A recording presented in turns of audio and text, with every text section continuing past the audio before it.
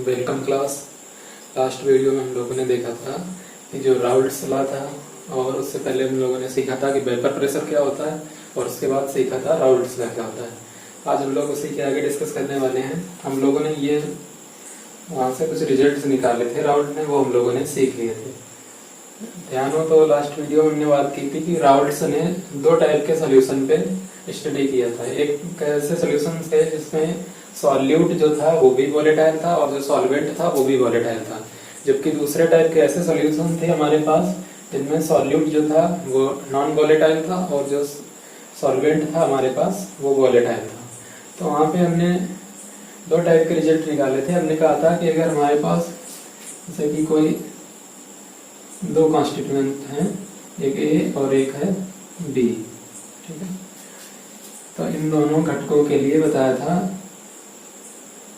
कि इसकी वैल्यू कितनी आ गई थी। पी ए की वैल्यू आई थी P0A का ये, और पी बी की वैल्यू आई थी P0B का बी, ठीक है।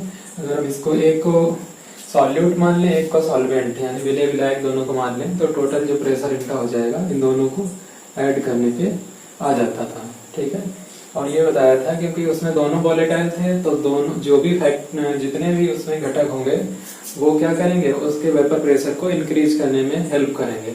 जबकि जो नॉन वोलेटाइल सॉल्यूट वाले सब्सटेंस मिलाया था उसमें सॉल्वेंट में, तो फिर हमें पता चला था कि जो सॉल्वेंट था वो तो वोलेटाइल था, तो उसकी वजह से वेपर प्रेशर तो हो गई, लेकिन जो नॉन वोलेटाइल सब्सटेंस हमने मिला रखा था वो खुद तो वेपर प्रेशर क्रिएट ही नहीं, क्योंकि वेपर ही नहीं क्रिएट कर रहा है तो वेपर प्रेशर कहाँ से आएगा इसका।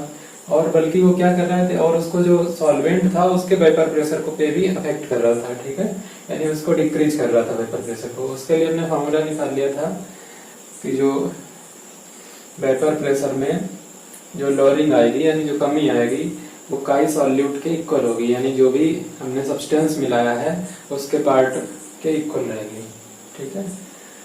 तो ये हम लोगों ने सीख लिया था। उसके बाद हम लोगों ने एक ग्राफ सीखा था, ठीक है। हमने कहा था कि यहाँ पे ए जो है वो प्योर फॉर्म में है तो इसका मोल फ्रैक्शन 1 हो जाएगा, और यहाँ पे जो बी है वो प्योर फॉर्म में है, तो इसमें यहाँ पे बी तो होगा ही नहीं क्योंकि इस लाइन पे ए पूरा प्योर फॉर्म में है और इस लाइन पे पूरा बी प्योर फॉर्म में है, तो इस टाइम पे ए जो होगा इसमें 0 हो जाएगा। ये कल समझा दिया था, और हमने कहा था कि हम लोग जो यहाँ से देखो, क्योंकि इस टाइम पे ए 0 है, तो अगर हम इधर से स्टार्ट करेंगे इधर की तरफ बढ़ना तो ए की वैल्यू बढ़ती जाएगी और यहाँ पे आके मैक्सिमम हो जाएगा, उसका पूरा फ्रैक्शन जो होगा वो ए ही हो जाएगा। तो एक ग्राफ हमने कल तुम लोगों को बताया था, ठीक है, बताया था ये जो होगा इसका वेपर प्रेशर ए का प्योर फॉर्म में, ठीक है। ऐसे एक इधर भी हमने लाइन की थी और कहा था कि ये जो वेपर प्रेशर होगा वो बी का होगा उसकी प्योर फॉर्म में, ठीक है। और ये जो ग्राफ बन रहे थे वो कर्व बन रहे थे। कर्व क्या, स्ट्रेट लाइन यहाँ पे दिख रही है, ठीक है, कर्व नहीं बोलेंगे इसे। और इनको हमने मिला दिया था, ये टोटल प्रेशर हमारा आ गया था PA प्लस PB, ठीक। तो ये तो राउल्ट ने बता दिया। इसके बाद राउल्ट्स के अकॉर्डिंग हम लोग सोल्यूशन को दो पार्ट में पढ़ते हैं, ठीक है। या ये कहो कि राउल्ट ने तो अपने सूत्र वगैरह जो भी देने थे, फॉर्मूले वगैरह वो दे के ये तो निकल लिए, उसके बाद हम लोगों के लिए एक दिक्कत करके चले गए, ठीक है। इनके हिसाब से जो सॉल्यूशन थे हमारे वो दो प्रकार के इन्होंने बताए, एक आइडियल सॉल्यूशन और एक दूसरा था नॉन आइडियल सॉल्यूशन, ठीक। तो आइडियल और नॉन आइडियल हम कैसे पता करेंगे वो चीजें हम लोग यहाँ पे सीखेंगे, ठीक है। वैसे तो क्या होता है कि हम लोगों ने सुना भी होगा कि आइडियल जो होता है कोई चीज होती ही नहीं, ठीक है। आइडियल एग्जिस्ट नहीं करता है हमारे यहाँ पे, जो भी हमारा अर्थ है या कुछ भी है, कहीं पे भी कोई चीज आइडियल नहीं है, ठीक है। तो यहाँ ध्यान रखना है कि सबसे पहले हम लोग आइडियल सोल्यूशन एज्यूम कर लेते हैं कि कोई सोल्यूशन जो होंगे वो आइडियल होंगे, तो वो कैसे बिहेव करेंगे, ठीक है। तो सबसे पहले जो आइडियल सोल्यूशन होंगे वो राउल्ट्स लॉ को फॉलो करेंगे, ठीक है, ये ध्यान रखना है।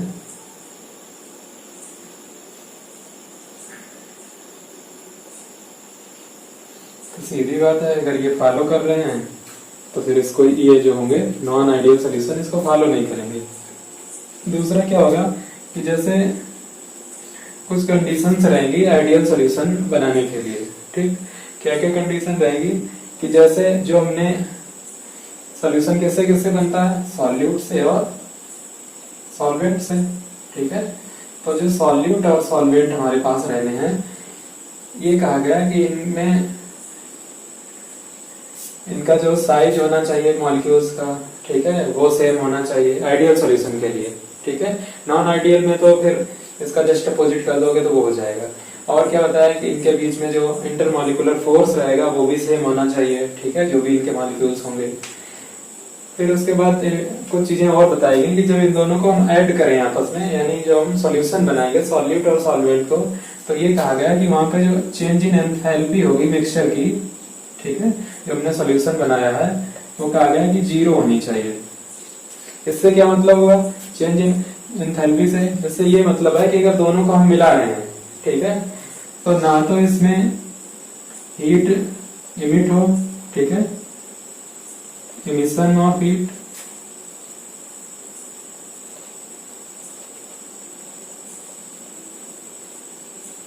और ना तो इसमें एब्जॉर्ब हो। ठीक है, ये दोनों प्रोसेस इसमें नहीं होने चाहिए कि हीट ना तो इसमें एब्जॉर्ब होनी चाहिए, ना इससे इमिट होनी चाहिए, ना तो इससे उष्मा निकलनी है, ना इसमें खर्च होनी है। मतलब ऐसा दोनों को मिलाने पे ऐसा कुछ नहीं होना चाहिए। जैसे देखा होगा कि कोई प्रोसेस हम यहाँ पे समझ लेते हैं, जैसे देखा होगा कि जो हम लोग बाजार से चूना लाते हैं उसको अगर पानी में मिला दो, ठीक है, वाटर में, तो देखा होगा कि वो बहुत ज्यादा जो सोल्यूशन बनता है वो बहुत ज्यादा गर्म हो जाता है। ठीक है, तो उस टाइम पे क्या हो रहा होगा, उससे हीट इमिट हो रही होगी, तो उसको हम कैसा सोल्यूशन, आइडियल सोल्यूशन मान ही नहीं सकते हैं। ठीक है, और क्या बताया, और ये बता रहे हैं कि जो इसमें वॉल्यूम होगा, चेंज इन वॉल्यूम, ठीक है, मिक्सचर का, वो भी क्या होना चाहिए, 0 होना चाहिए। इसका मतलब इन्होंने ये बताया कि जो यहाँ पे इन दोनों को मिला रहे हैं आपस में, ठीक है, तो वहां पे कोई अंतर नहीं आना चाहिए वॉल्यूम का। जब इनका अलग अलग था और जब इनको हमने ऐड कर दिया तो दोनों का मिक्सचर जो मिक्सचर बनेगा, तो उसका वॉल्यूम, और जब ये सेपरेट थे तो उनका जो होगा वो इक्वल होना चाहिए वॉल्यूम। ठीक है, टोटल ऐड करने पे कि अगर इसका वॉल्यूम अगर हमने V1 ले लिया, इसका V2 ले लिया, ठीक है, तो दोनों जो जैसे हैं वैसे रहना चाहिए, कुछ चेंज नहीं आना चाहिए। ठीक है, अगर इन दोनों को ऐड कर दें तो वो टोटल वॉल्यूम, ठीक है, इन दोनों के ऐड और ये दोनों बराबर होने चाहिए। ठीक है, जो सोल्यूशन बनेगा उसका वॉल्यूम और जो सॉल्यूट और सॉल्वेंट होंगे उनके वॉल्यूम में कोई चेंज नहीं आना चाहिए। ठीक है, उसके बाद हम ध्यान रखते हैं इसमें कि जो, और हाँ, अगर इधर बात की जाए, ठीक है, तो पहले के लिए क्या हो जाएगा, राउल्ट्स लॉ फॉलो नहीं करेंगे। ठीक है,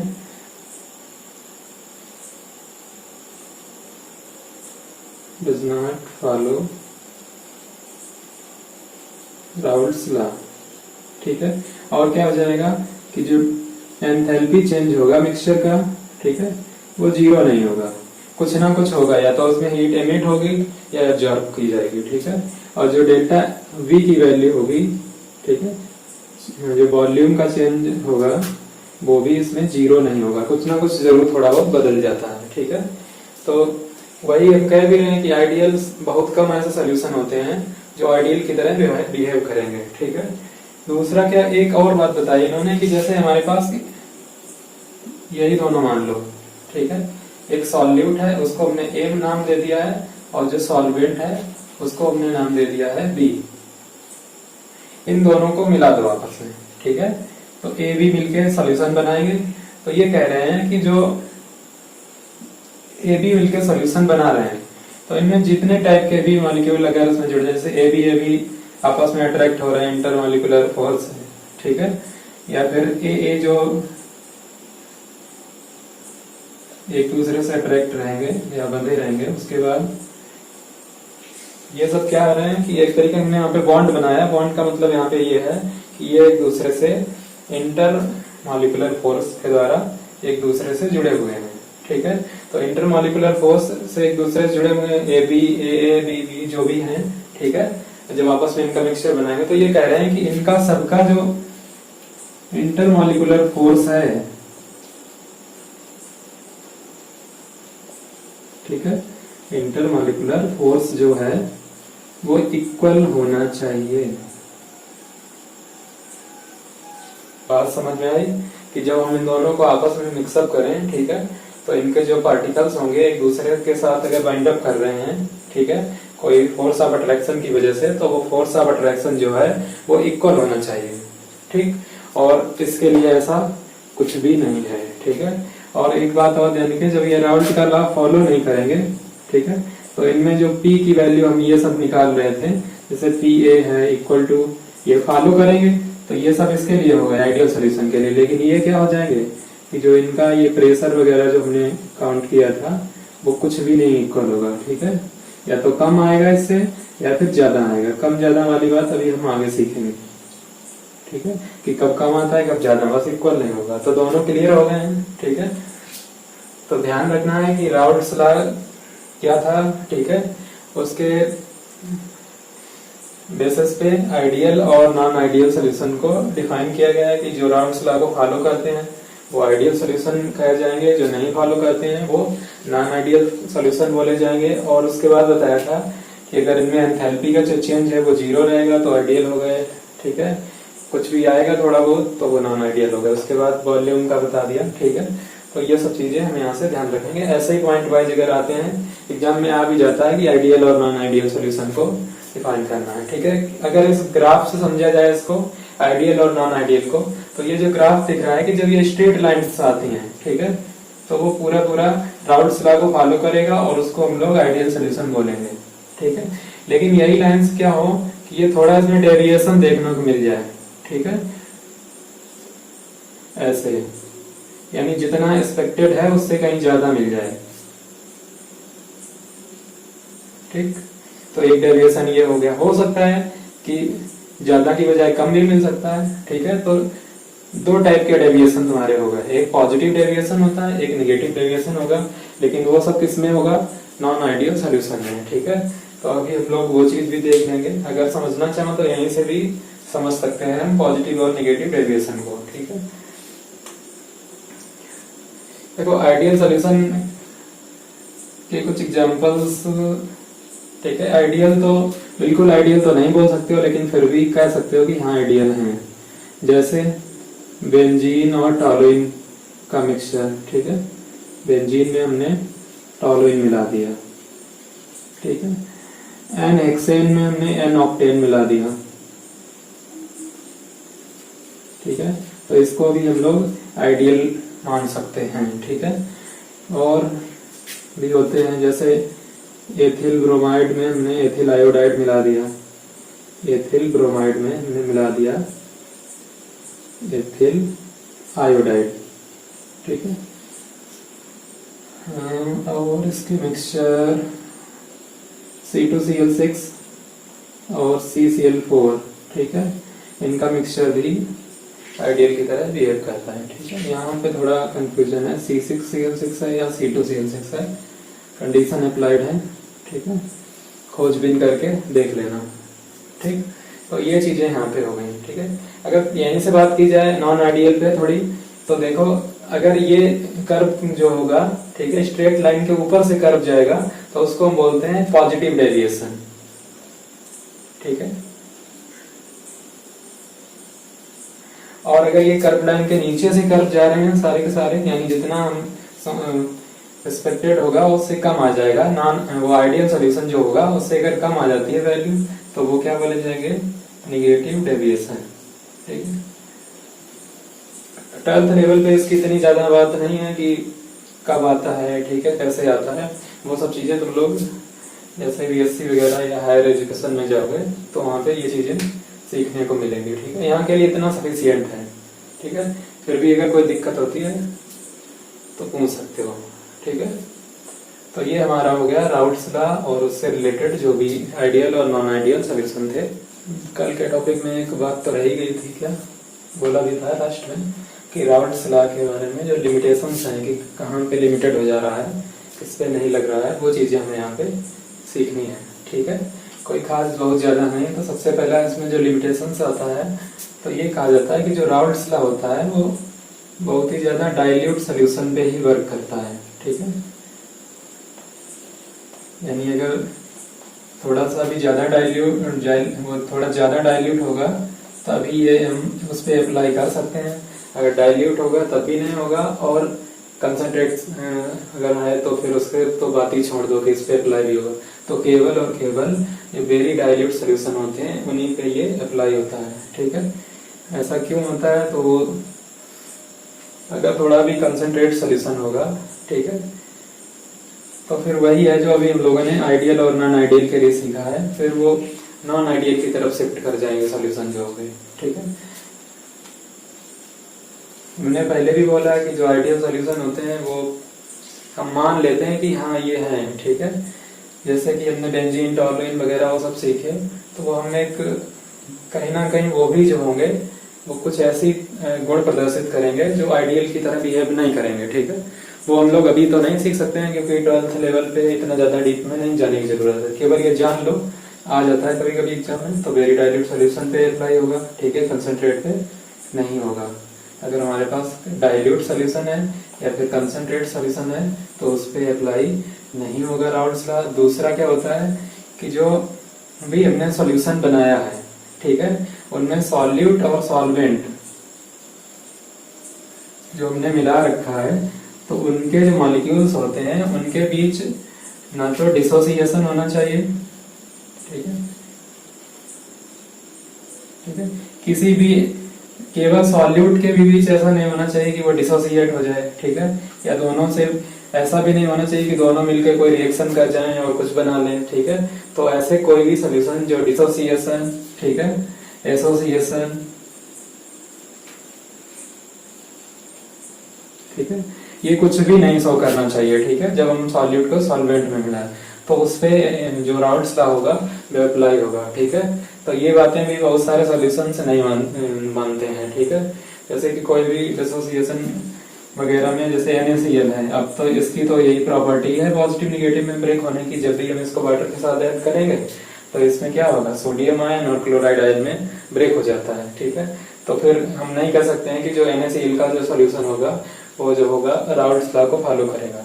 ठीक है, वैसे ही कि मान लो एसोसिएशन में ऐसा भी हो जाता है कभी कभी, जैसे कि मान लो हमारे पास बेंजोइक एसिड है, ठीक है, इसके दो मॉलिक्यूल हैं, ठीक है, तो आपस में एसोसिएट भी हो जाते हैं। ठीक है, ये है COH और इधर है OH, तो देखो ये हाइड्रोजन बॉन्डिंग हो जाएगी, और जब यहाँ पे दोनों जगह हाइड्रोजन बॉन्डिंग हो जाएगी तो ये दोनों क्या करेंगे, आपस में एक दूसरे से जुड़ जाएंगे। ठीक है, तो एसोसिएट हो गए, तो ये इससे भी जो सोल्यूशन बनेंगे वो भी क्या हो गए, राउल्ट्स लॉ उन पे हम अप्लाई नहीं कर पाएंगे। ठीक है, और अब हम चैनल पे एक नया सेगमेंट स्टार्ट कर रहे हैं। ठीक है, और उसका नाम होगा टॉपिक ऑन डिमांड। ठीक है, मतलब सीधी बात यह है जो बोलोगे वही पढ़ा देंगे। ठीक है, तो जो कुछ भी अगर पढ़ना चाहते हो स्पेशली तो वो भी बोल सकते हो। ठीक है, और फिर वो किसी भी लेवल का हो, ठीक है, लोअर लेवल से हायर लेवल, यहाँ तक कि अगर लोअर लेवल में 9th 10th का भी होगा तो भी कोशिश करेंगे कि वो कवर हो जाए, और हायर लेवल में फिर जितना भी हायर लेवल का हो बोल सकते हो। ठीक है, तो वो भी कवर होगा।